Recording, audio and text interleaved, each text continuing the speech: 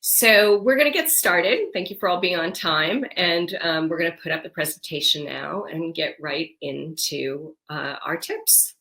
I will say also, it would be great if you could grab a pen and paper, because if you've been to any of our Brand Twist webinars or live talks or brand school, you know that this is branding in action. This is not brand theory. So my goal is that everyone who's participating right now or on the recording walks away with at least, but I think you're going to have many, many more, at least one action step that you can take for your business right away. So go ahead and grab pen and paper, because I'm going to ask you intermittently about your ideas. And I know you're going to come up with lots of ideas. So Ted, if you want to put the presentation up, then we will get started. Here's what we're going to do today. We're going to be talking about boosting your brand immunity. And I know, first of all, I'm hoping that everybody's well, that your families are well. And I'm sending out, so much love to everybody.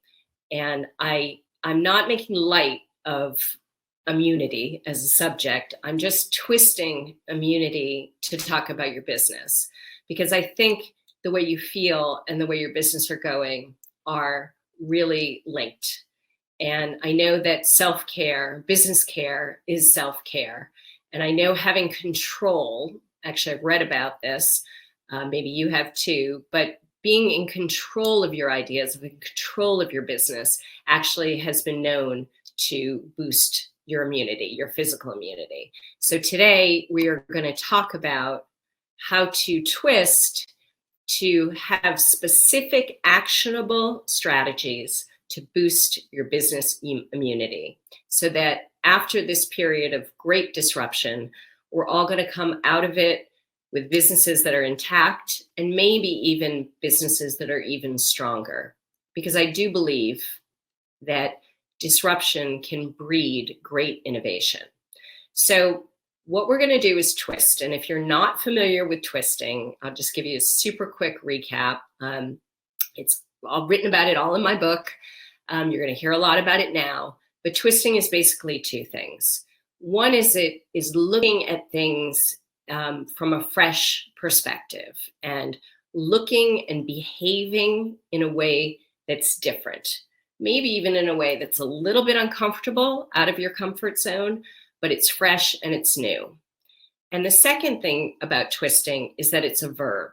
It's actually the technique that we're going to use, which is I'm going to share with you lots of best practices from small brands, from large brands, from American brands, from European brands, and you're going to listen and absorb those best practices and then twist them with your business. Okay? So we are going to cover 3 strategies. I would love to hear from you at the end which of the 3 is most resonant, most useful. And again, I'd love you to walk away with at least one idea under each category. And then I'm going to talk to you about how you can get more help to go even further. So super quick story. I know a lot of you have heard this, but I know there are a lot of new faces here as well about how the whole twisting idea came. This is my personal, my true story, which was when I was working as a branding consultant for Interbrand and traveling a lot. I hated flying, and I hated it because I felt like it was want. It was so boring. Every time I took a flight, no matter what the airline was, it was the same experience. And actually, I'd love you to type in now to the chat box if you relate to what I'm talking about. What do you expect from the typical airline experience? What color are the seats? What color are the aisles? How do the flight attendants normally act? What's the sort of, I don't know, the lack of differentiation from the airline experience? And go ahead and type that in.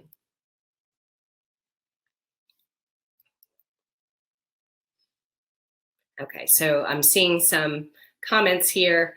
I think we're a little bit delayed, but I'm guessing that what you guys are going to say is it's gray aisles, blue seats, that it's really just not, I don't know, it's hard to tell which airline you're on most of the time. If you don't have, if you're not looking at your tickets and figuring out exactly what the airline is. So this is what happened to me one day in January 2002. I'm in the airport, rushing for my plane. All of a sudden, I see a airplane on the tarmac with these golden arches on the tail fin. And I thought to myself right away, that would be an airline experience with a twist.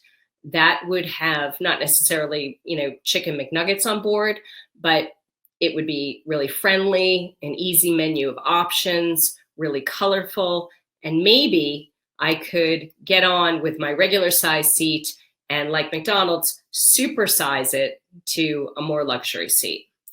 And I started to get excited about this McDonald's airline experience.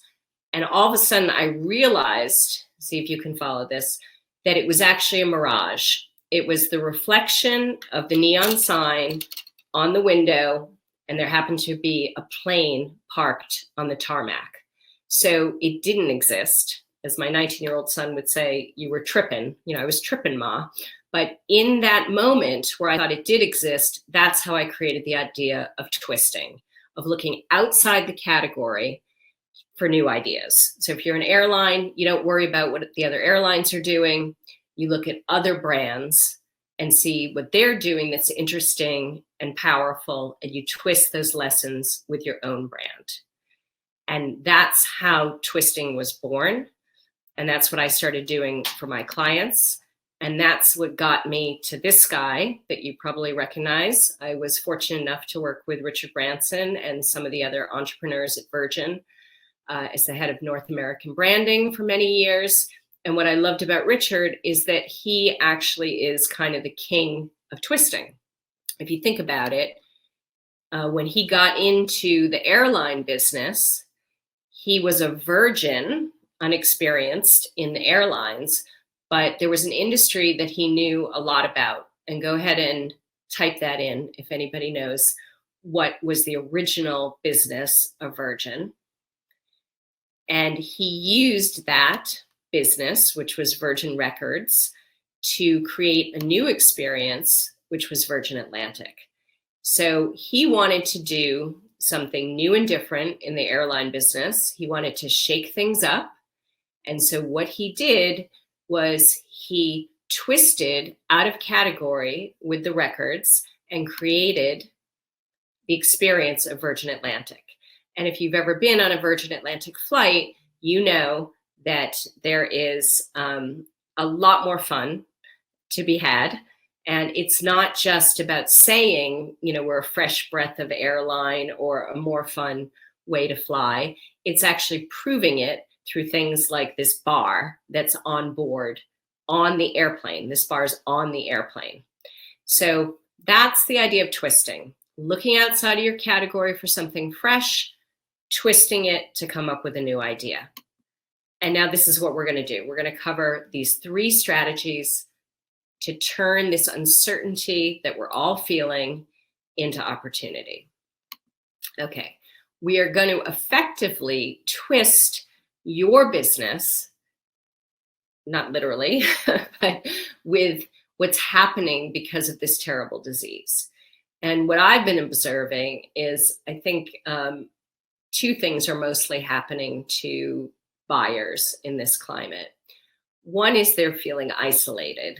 They're feeling physically isolated because we're all hopefully sheltering in place, staying home. And the second is that we're feeling emotionally isolated because we're all, not able to see our colleagues, or we can see them, but we can't be with them in person. We're separated from family members, from friends. So I think there's an idea of isolation that is impacting business. And I think the second thing is really there's a fear of uncertainty. And it's really hard to get people to buy when they're not sure what's going to happen tomorrow. So we're going to twist with these 2 ideas and see what we can do to build your business. So the first technique is we're going to twist your target audience. Now, if you've read my book or been to any of my brand twist events, you know that I am a huge proponent of a very specific, very narrow target audience. I often say if you target everyone, you'll connect with no one. So I'm really, very specific on who's your bullseye target. We do exercises where we create a target avatar, where you pick out a picture, you write a profile, you give them a name. So you wouldn't say something like, I'm targeting women 25 to 54. You would say, I'm targeting Jane, and Jane is 26, and she works for a tech company that is in fashion. And the last fight she had with her boyfriend was about whose turn it is to walk the dog, right? We get very, very specific because in order to connect with somebody, you have to really understand them and know them. And in order to brand to them, which is basically solving their problems, you need also to know, a lot about them. So here's what I think we should do right now is I think we should put those targets aside that we normally brand and market to, and we should twist our target and give ourselves the permission to look outside to see if there are any other people out there that we don't normally consider part of our market, but because of the craziness that's happening right now, they could very well be. And I'm going to give you some examples. And again, I want you to write down right now, who is your current target? And by the time I go through these 4 or 5 slides, I want you to write down, is there a new target that you could brand to? And if you come up with something, I want you to put it in the chat room comments. So in marketing, we always say, go very young. If you go to younger people, you'll get older people. Nobody wants to really build a brand with much older people. But what's really interesting right now is there are some brands that are doing very well by specifically targeting seniors.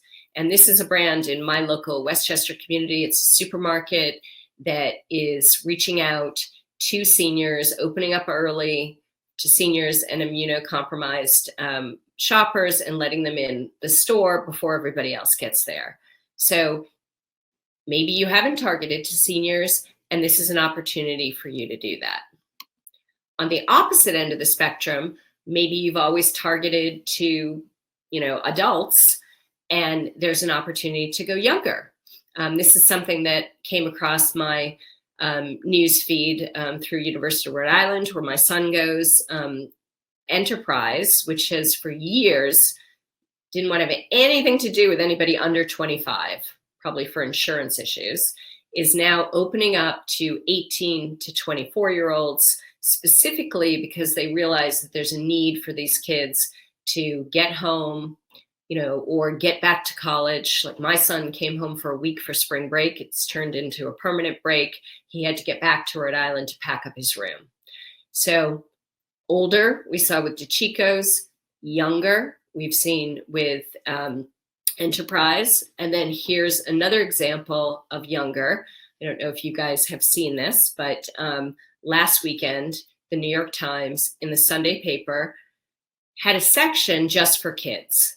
And I loved this because this was an adult paper recognizing that these parents have had a whole week, if not 2, with their children being homeschooled, and they're probably dying to relax on a Saturday or Sunday, read the paper, do the crossword puzzle, and then the New York Times delivered by having a whole section that was just for kids, a lot of fun games about dogs that could occupy the kids so the parents could read the paper. And here's the last target that I want to talk about, and I think this one is really, really rich. So because we are all remotely working, there is a whole new cohort of people that many of whom for the first time are working remotely, not a day or 2 a week, but like 24/7. So these people are probably feeling isolated, confused, navigating the new normal. Many of them have kids at home. And I think this could be a really interesting cohort for all of us to look at. Um, this is a picture from my own Zoom call. This was actually my camp alumni association, but I love it because if you think about it, there's all different kinds of people that are now using remote tools like Zoom for the first time. There's older people, there's younger people, there's people who were not tech savvy at all. I mean, just in this picture alone, you see a variety of age groups, and there are people who are getting it right and they're right into the camera. There are people that are in the corner of the Zoom that don't know where to put it, don't know how to use it, don't know how to unmute themselves. But overall, there's a lot of sort of anxiety, I think, that's happening. And I've seen some brands, this is a good example, Headspace, which is usually, it's a mindfulness app. I'm sure a lot of you know it, usually goes direct to consumer. But what they're doing is they're actually going directly to this new target, this new remote cohort, and saying to businesses, we can help with the mental health and the wellness of your work at home employees. Here's a brand that I think should be doing more of this, and this is an example of twisting. Party City, I've been looking at their website, just out of, I get a lot of their emails. I noticed that they're doing some interesting things. They're selling these balloon towers that could go to hospitals or, friends that are ill. And they're selling these kits to banish boredom, which are great craft kits for kids at home. And then they're also selling these adventure in a box. I think Party City could twist its target and sell these boxes for stay-at-home working cohorts. So the boss that wants to reward its team, maybe it's Wednesday and it's hump day, or it's Friday and the team's, made it through a successful week. Why not send a box to each team member? You could all unbox them and open them at once and have some, probably different materials that are in there. But, Party City also sells adult things. It could be a margarita glass or margarita mix or a funny hat or a lei or whatever. And let's get on the Zoom call and celebrate together. So I hope that makes sense. It's twisting your target by looking at new people that might need your services. We had a Facebook Live yesterday, and somebody said, people who do physical therapy could reach out to this new target and say, I'm going to do a group session at once where I'm going to show your team how to sit properly with their laptops, which many of them have not done before, so that they can, work effectively and avoid back pain. So does that make sense? I'd love to see some comments here about whether or not this is helpful. Is this inspiring any new ideas in terms of how you could reach to a new target? And go ahead and put that in the chat box. And while you do that, I'm going to keep going to the second strategy. So the first strategy is twisting your target audience. The second strategy, and I want you to be thinking again, how your brand can twist its target. So look at how you can target somebody different. That's what we were just talking about. I'm seeing a lot of comments coming in now from questions I asked a few minutes ago. So I think there's probably just a delay here. And I'm going to assume that this is making sense and everyone's tracking, and keep going. So the second strategy is fundamentally, how can you twist your offering? How can you re-engineer your business to more effectively connect with isolation, uncertainty, new targets during this really difficult time? So again, I'm going to give you some examples. This is my favorite example. My daughter actually brought this to my attention.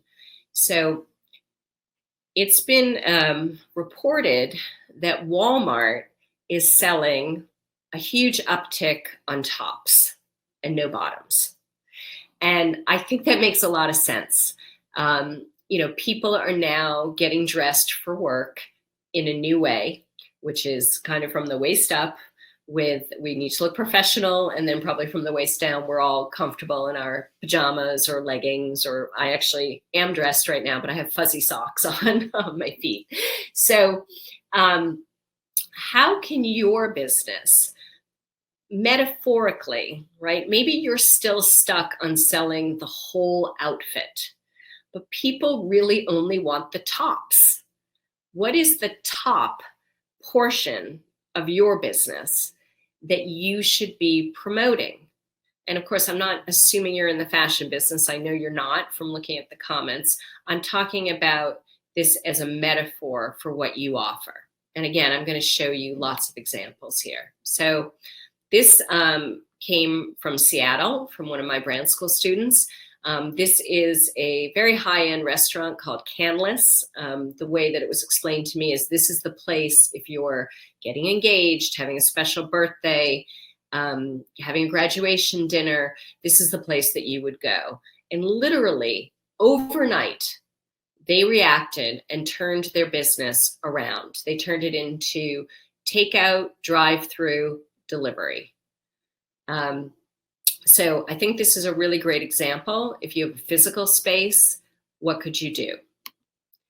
Another example is this is Carrie, is a friend of mine, a brand school student as well. She's a physical therapist.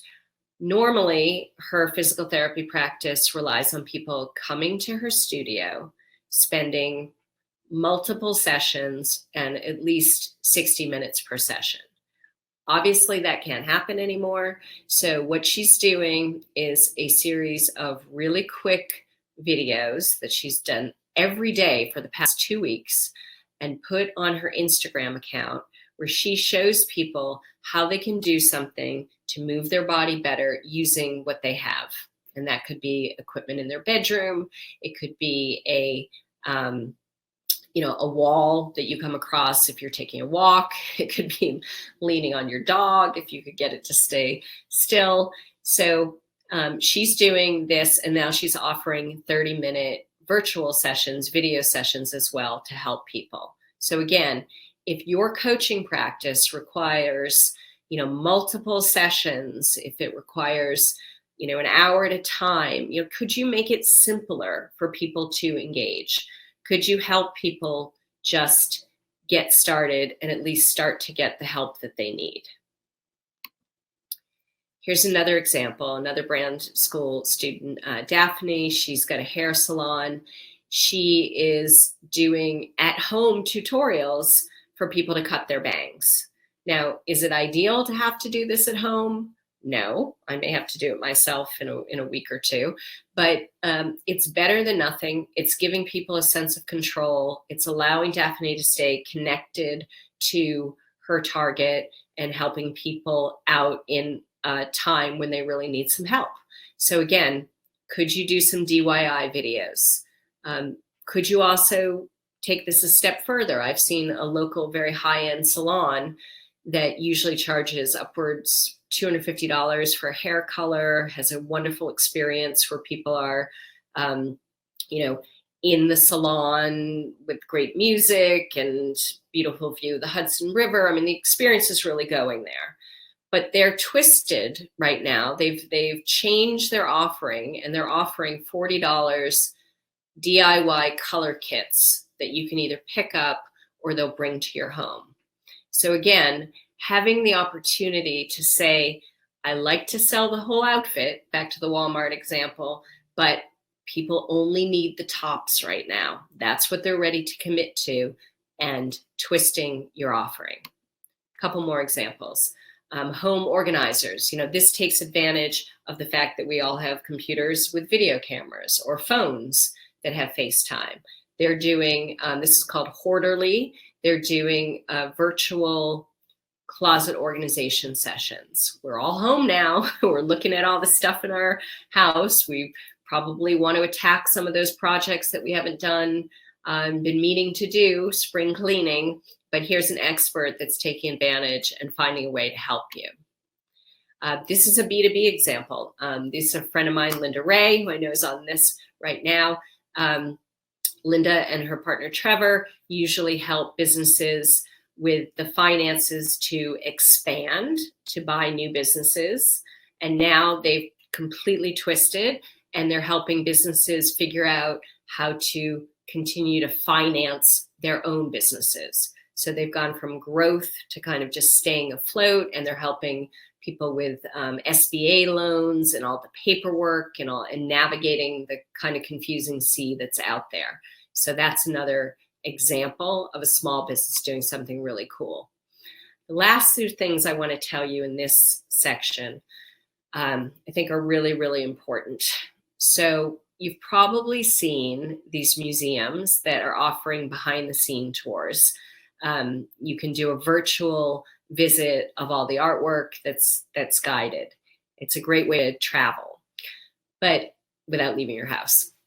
But I think there's actually an opportunity to go further than that. I mean, if you think about it, going to the movies is great, seeing movie trailers are great, but how many of you have watched the sort of making of the movie, right? Those videos. Or last night I went on YouTube with my family. We figured out how to put it on our big TV, and we watched a few videos. If you haven't seen that Les Mis family from the UK right now, it's hysterical. The One More Day, they've done it to all be about quarantining. But we ended up kind of going to the YouTube rabbit hole, and we started watching blooper videos, the bloopers of The Office, you know, the outtakes, the behind the scenes. So here's a business that is in, again, in Seattle, Piroshki and Piroshki Bakery. And they have, they're in Pike's Place in Seattle, and they have a really wonderful, actually really engaging video front and center on their website about how they're cleaning their bakery. And this guy, who is probably the owner of the bakery, is doing a wonderful tour. You get to see the behind the scenes. Probably most of us have never been behind the counter at a professional bakery, so you get to see the behind the scenes working, but you also get to see how they're cleaning the bakery. So if you're thinking about ordering from there, this makes you feel a lot better about it. So how could your business take the same initiative and show behind the scenes? So for example, if you're a graphic designer, I've seen there's some graphic designers here, could you do a video where you show your process? Like, how do you start when you have a new logo to create? Do you sketch? Do you go to the computer? What do you use as inspiration? If you're an event planner, we have some event planners on the line. How do you go about actually planning the events? Can you take people on a tour of your office? Or you could take them at the behind the scenes look at your process. And I think that's something that people will really connect with. I think you'll have fun doing it. And again, it's acting differently, twisting your offering in a way that you want to keep your brand front and center, and you want to keep people engaged. And the last example that I have in this category is about partnerships. So it's hard, I know, to re-engineer, to think of some of these ideas. Hopefully you have some ideas that are sparking right now from these examples. But I want to mention that you don't have to do it alone.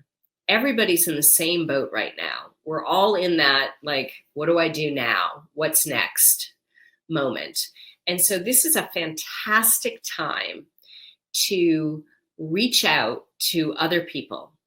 And you could reach out to people who have similar values, but different kinds of brands. You could reach out to local people that maybe you've always just wanted to meet.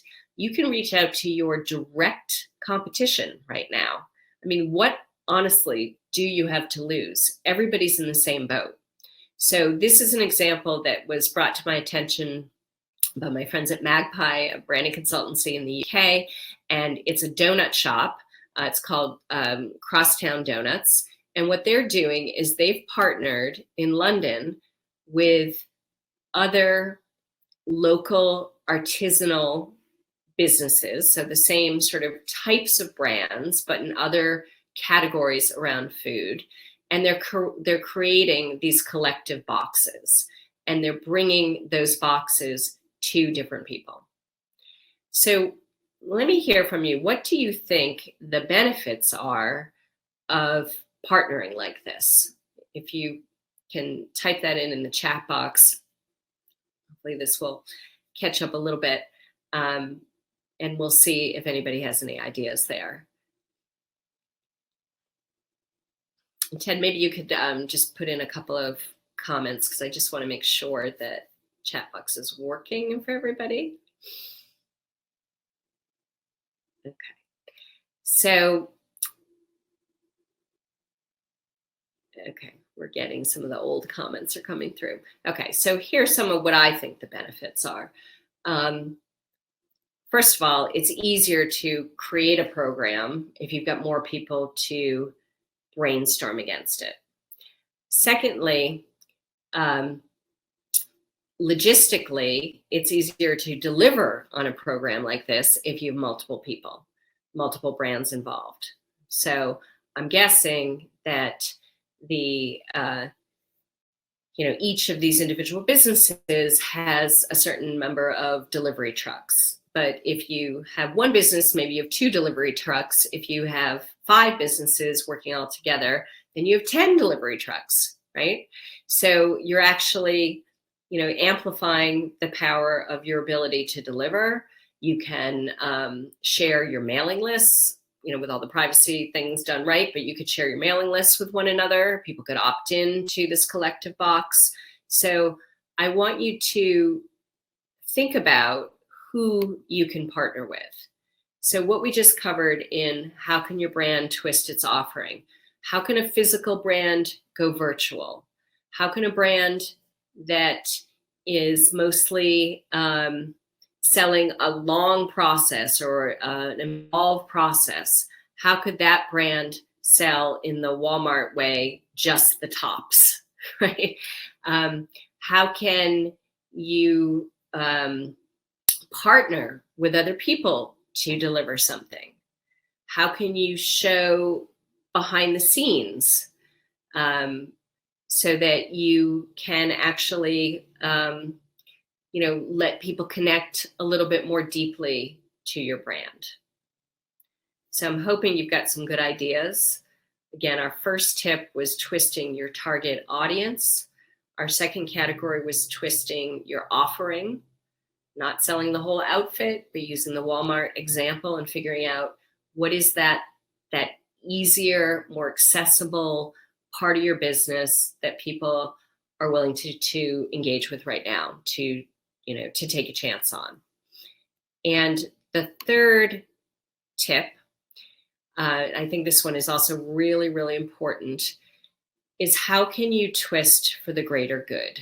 So businesses are stepping up right now. I'm amazed. Every day I'm dismayed by what our government is doing, and I am encouraged by what individuals are doing in terms of donating their time, and not just the front responders, but people making masks, people supporting the first responders, and also businesses really stepping up to collaborate and to switch some of their manufacturing to specifically manufacture things that we need during the crisis.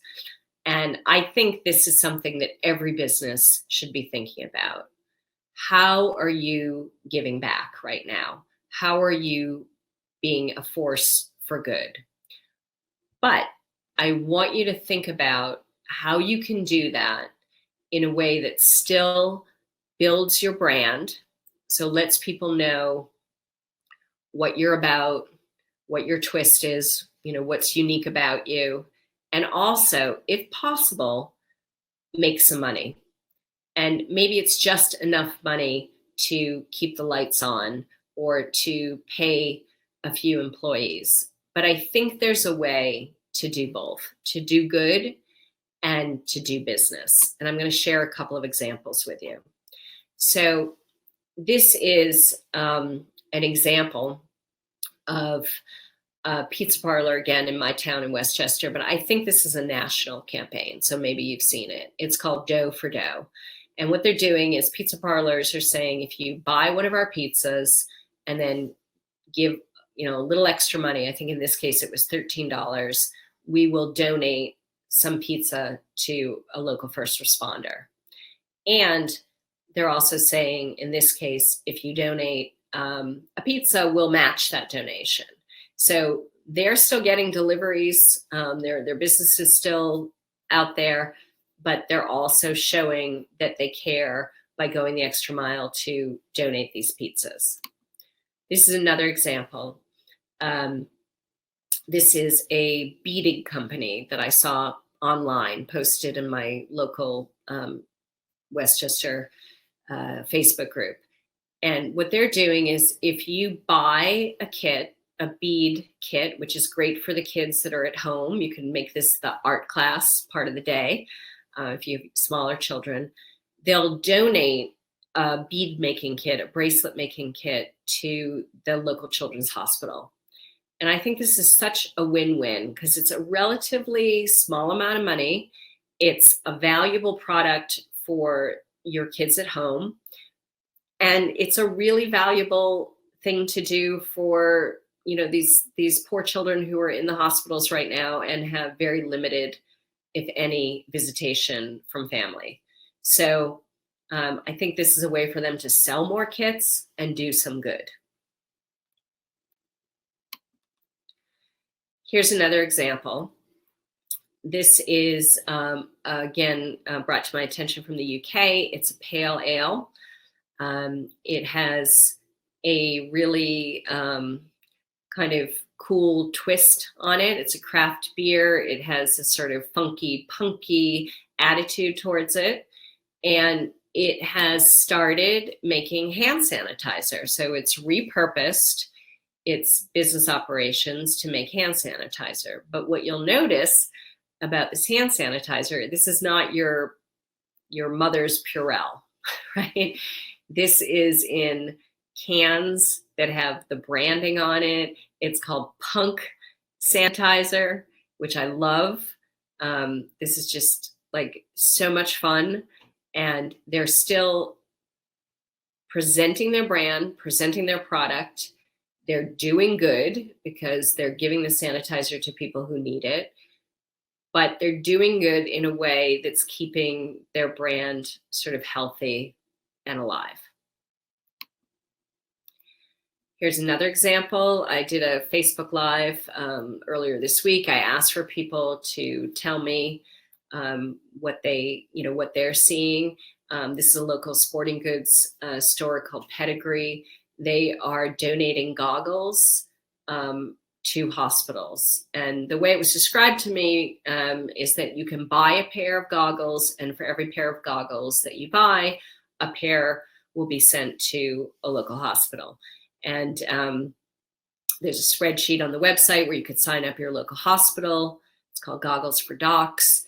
Maybe it's not, it's the kind of equipment that ideally we would have, but I'm sure these doctors are appreciating it. And again, I think it's a great example of tying the good that you're doing to your fundamental business. So another example. So here, what I wanted to share with you in this section is, how can your brand twist for the greater good? So how can you do that urge, fulfill that urge that we all have right now, which I think is so important, of making sure that we're giving back, but how can we do it in a way that reinforces what our brand is about? And how can we do it in a way that also reinforces, maybe make some money? Again, I don't think it's a bad idea to try to sell right now. I don't think you should ever spam people. I don't think you should have marketing messages that don't connect. I think you should be more thoughtful in your branding. But if you feel like you have something of value, and I hope if you're all in business, you do feel like you have something of value, how can you connect what your fundamental business is about and use that as a way to actually, do some good? So those are the three strategies: twisting your audience, twisting your offering, and twisting for the greater good. And I hope that this has given you some ideas. I was hoping to see the ideas in the chat box. It seems to be on a big delay. Ted, I don't know, are you seeing any questions that you could share?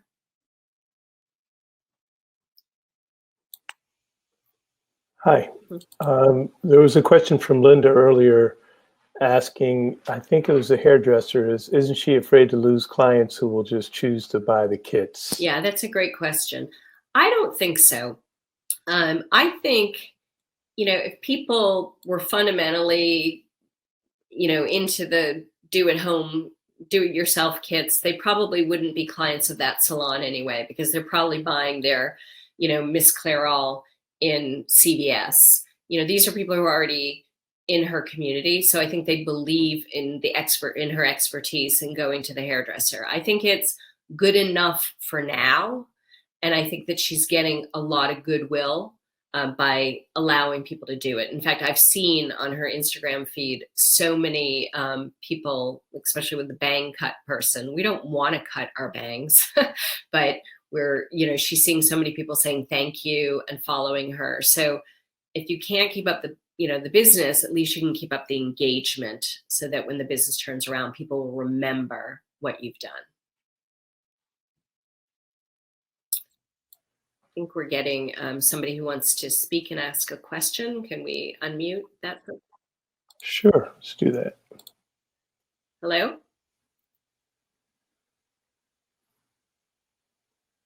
If you're wanting to ask a question, you might have to unmute on your own end as well. Let's try it again, Ted, looks like. Okay, there's someone new. Yeah. Caroline, you can go.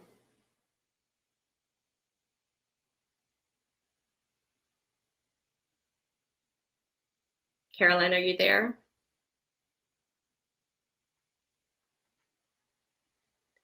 Okay. It might be easier for people to type in some questions. If anybody has a question now, I don't know, on your end, Ted, like mine's way far behind. I'm just seeing people saying. Yeah, from Carolina, what would you recommend for an event planner company to twist for greater good? Yeah, that's great. I think that, and I know there's a lot of event planners on here, and I'm so glad to see you all. I think that you could offer your expertise to, to a nonprofit right now, or to a local business.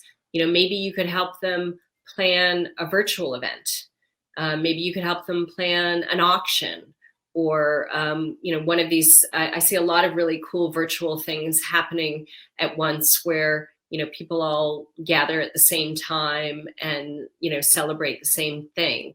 So I think you could reach out to nonprofits. I think event planners could put on virtual classes right now, for people who are want to do events but don't know how. I think you could work with your clients that are canceling their events, and maybe for a lower cost, you could say, we can't get everybody together, but for a minimum cost, maybe we could put on a virtual seminar or virtual webinar for your clients. So I think there are ways that you can still keep your communities engaged. Thank you for that question. Julie, Laura Crosby wants to know if you're willing to give up your secret sauce. How do you find all these great ideas? Is there a way you search? Well, I twist. So I'm definitely, willing to have you guys take a look at the book. We're going to talk about that in a second. But my publisher has put the Twist book, which has a whole chapter on how to twist, and it has notes in the back for you to take, and it has these gray sections where these are actual case studies. So the Kindle version of this is on sale. My publisher, which is Panoma Press, has put 30 of their titles on sale for $2.99 on the Kindle version, only through the end of April. So that's one thing, get the book. I think that would help you a lot. And the other thing is just be curious. Every time you get an email from a brand, because we all get, we're all consumers as well as business people. Every time you get an email that stands out, that makes its way to the top of your email box, or you say, okay, there's something interesting here, then practice what I call triple A twisting. The first A is become aware. Start to become aware of brands that are doing interesting things. The second A is analyze. What are they doing? Why did that catch my attention? Why did that, pierce all the other stuff that's going on to my consciousness? So analyze, what are they doing? And then the third A is apply those practices to your own brand. So AAA twisting is about becoming aware, analyzing exactly what's working, and then applying those lessons to your own brand. I wonder if Laura was asking how you found the images that you showed on screen. Were you just being curious and just searching, or looking at companies you're aware of? Yeah, it's a combination. A couple of them. So like many of you, I am blessed to have my children home now. They're supposed to be in college and elsewhere, but they're home. And so I asked them. My daughter's the one who told me she saw the Walmart because she's a teacher. So right now she's doing virtual classes and she's dressing from the waist up and then, comfortable from the waist down. My son Googled and found some articles. So I search for, what are interesting brands doing. I looked on my own Facebook feed and pulled, some ideas. And then also I am doing Facebook Live. So we talk about this now, but I'm doing Boost Your Brand Immunity Facebook Live twice a week on days that begin with a T for twist. So Tuesdays and Thursdays. I'm doing those at noon. So if you're in the West Coast, you can have breakfast with me. If you're in the East Coast, you can have lunch. And if you're in Europe, we can have dinner or cocktail together. So if you go to Brand Twist, we do the Facebook Lives. And one of the things I'm asking on the Facebook Live is for everybody to share examples that they see. So, it's not something I'm doing alone. We're doing it as a community. Great. There are a number of people that have just mentioned some of the things that they're doing that I don't know if you want me to read those out, but there was a question from Jennifer Perry that says, would you recommend keeping prices the same or cutting prices and putting on sale? I would recommend truncating your offer so that you can do something that's more accessible and at a lower price.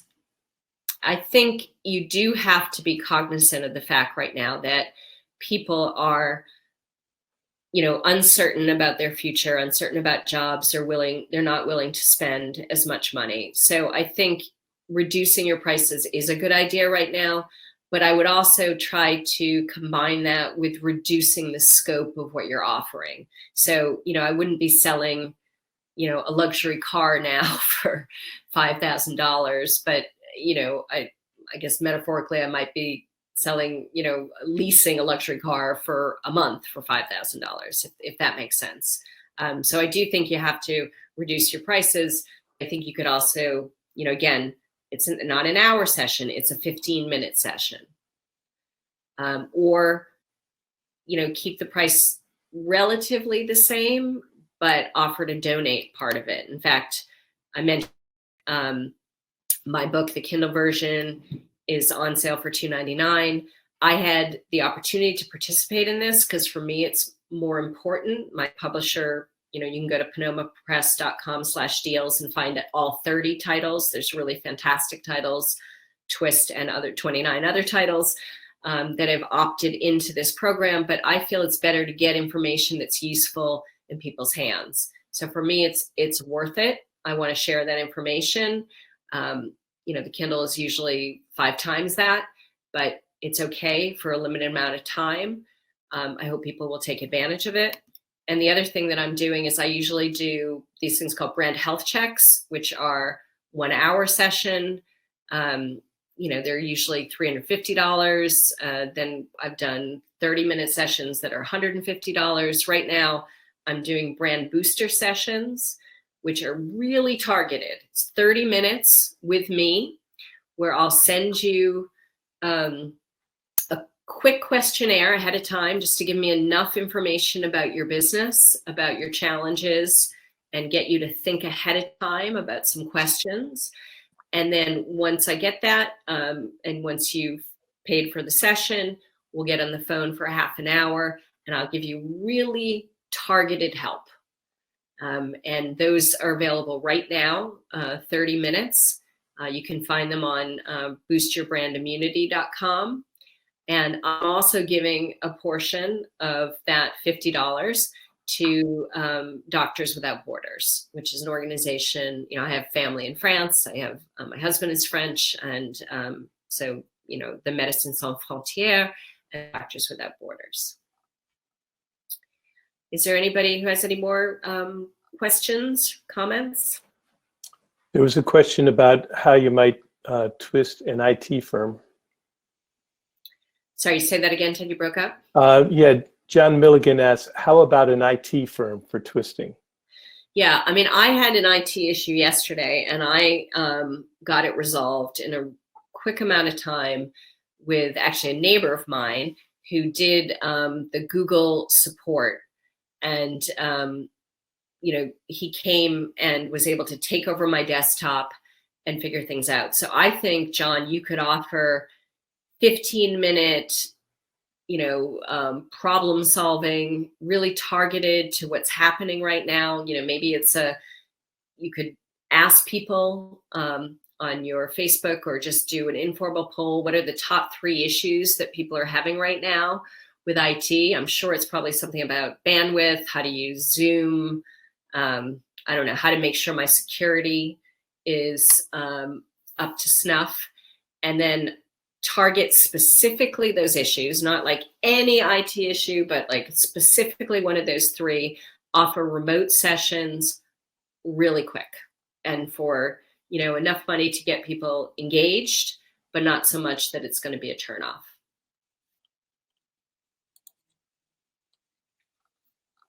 Another question? We have 3 more minutes. Yeah. I'm not sure what Don was getting at. He put $? Don Fate. I wonder if he's international and wants to know if you're going to actually sell in euros or something like that. Sorry. No, I think he's I know Don. He's local. He's a security company. So I'm guessing the question is about, how much to charge.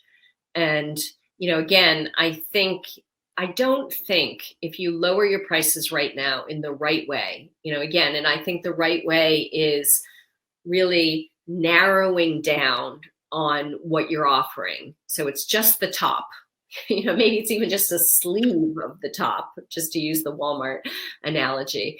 And, making it clear that right now you're looking to help people. And the most important way to help people is to give them something they can afford in a very targeted way that can be accomplished in a short amount of time. And then, God willing, when this is all over, it might make us rethink our pricing in general. I mean, I think it's always healthy to look at your prices and to look at your the way that you're doing business. And I think we'll all come out of this stronger. I mean, that's the message that I really want to give everybody is, it has been proven through history that when there are things that happen, there is disruption, but there's also innovation. And I know when I was working at Virgin during one of the financial crisis, and, we had to rethink some of our offerings.